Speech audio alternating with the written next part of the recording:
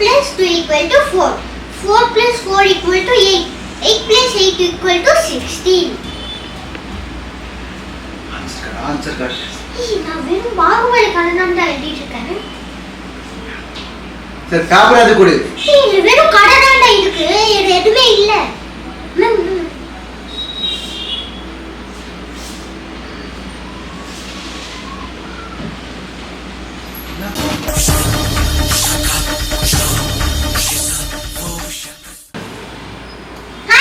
அடே துரோகி, எல்லாத்துல படிக்கலன்னு சொல்லிட்டு எல்லாத்துல டாப்பரா வந்துட்டியே. ஆனா நீ ஒண்ணு சொன்ன பாத்தியா, பாகுபலி கதை எழுதுறேன்னு சொன்னேன். ஆனா அப்போவே யோசிக்கவே இருக்கணும் நான். இன்னும் நம்பினா பாரு.